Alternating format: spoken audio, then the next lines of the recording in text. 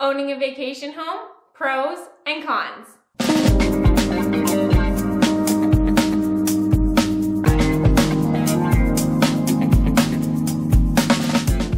Hey, welcome back. I'm Lindsay, a proud Anthem resident and your local realtor with the Wise Move AZ team at Realty One Group. If you want to stay up to date on all things Anthem and real estate, then you need to hit that subscribe button. Pro tip, you're also going to want to hit the little bell icon so that you're the first to know when our new videos are posted every single Thursday. Earlier this year, we did a video entitled, Should I Buy a Second Home?, where we gave you 5 questions you should ask yourself before making a decision. If you missed that video or if you'd like to watch it again, we'll link to it in the cards. In this video, we'd like to dive a little deeper into this topic and discuss the pros and cons of actually owning a vacation home. Here in Anthem, we work with lots of folks who are considering buying a vacation home that they can come to escape the cold or just to get away from the hustle and bustle of everyday life. And we know with absolute certainty that this decision isn't for everyone. It's easy to be blinded by the beautiful weather and the scenery, but we feel like it's our job to help you make a smart investment when it comes to a second home. So let's jump in and weigh out the good and the not so good. I think this is where I'm supposed to ask you, do you want the good news or the bad news first? I'm going to start with the pros because that sounds like way more fun. Number 1, always have a place to stay. If you own your own vacation home, you always have a place to stay. You don't have to worry about making hotel reservations months in advance or worry that there won't be space if you decide to go at the last minute. This gives you the flexibility to plan trips as far out or as last minute as you like.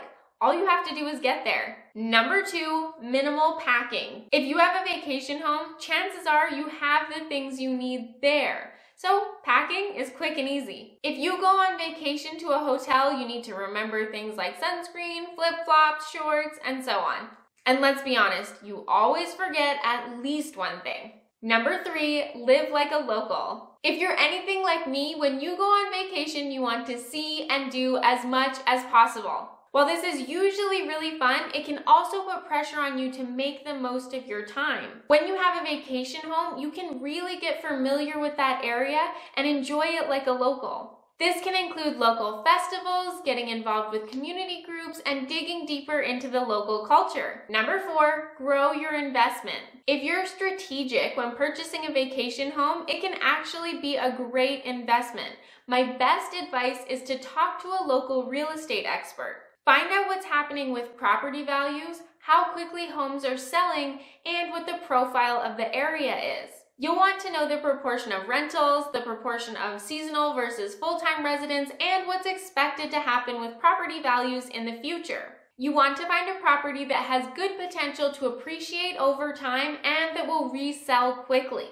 Number 5, all the comforts of home. Owning a second property can give you all the comforts of home because that's what it is, a home away from home. When you go to your vacation property, you're not living out of a suitcase. You can cook your favorite meals, buy your favorite shampoo, and do laundry.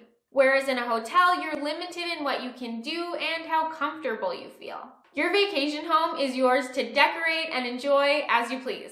Oh yeah, and you don't have to be totally grossed out if you accidentally touch the duvet cover. So that all sounds pretty good, but it can't all be appreciating investments and lounging by the pool, right? There have got to be some cons to owning a second home. Number 1, cost. This has to be number 1 on the list. So often people underestimate the cost of owning a second home. It's possible that your vacation home could cost as much or more than your current home, depending on where you live. Could you afford to pay cash for the second home? If not, you need to think about the cost of the mortgage. This would be the right time to sit down with a lender and a realtor in the area to discuss your options. You need to know how much homes cost in that area and how much you could afford. In addition, you need to think about all the other monthly expenses that go along with home ownership. The easiest way to do that is to look at your current monthly expenses and think about which ones you would also need to account for at the second home. This may include things like utilities, internet, landscapers, a pool maintenance company, pest control, insurance, and so on. Number 2, lack of flexibility. Is it possible that having a vacation home could make you feel trapped? Does it mean that you have to go there for every vacation? Will you be able to afford to go somewhere else while still covering the costs of your primary and secondary residences? Ask yourself how you'll feel if you have to take every vacation at the second home. If you're excited about that, great. If you're not, you may need to rethink it. Number 3, security. You need to think about the safety and security of both your primary and your secondary residences. It's likely that you'll need someone checking in on both when you're not there. Also, it's important to know that some insurance providers won't cover you if you don't have someone checking on the home regularly, so plan accordingly. Number 4, chores. Unless you can afford a housekeeper at both homes, you'll be responsible for double the chores. That being said, there are a lot of things that you can do to prepare your home for extended absences that will help to make things easier. Earlier this year, I interviewed Henry Barry of Barry Kate Home Watch Services, and he shared some great tips for getting your home ready.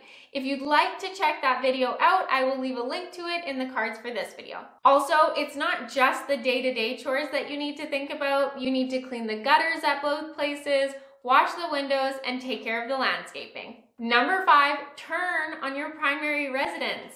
We've seen it happen. Someone buys a vacation home here in beautiful Anthem, Arizona, and they get so involved in the community that they don't want to go back to their primary residence at the end of the season. Our best solution to this problem is to just move. Of course, we know it's not always that easy, but it's so fun here. Seriously, you're not going to want to go back. So there you have it. What do you think? Do you feel ready to weigh out the pros and cons of owning a vacation home? If all this has you thinking, yeah, I could consider a second home in Arizona, then you'll definitely want to download our free guide, Moving to Arizona, 10 Reasons to Choose Anthem, and you'll find a link for that in the description box below. Lastly, if you enjoyed this video, let me know by hitting that like button, subscribing to our channel, and sharing this video with your friends. See you next Thursday.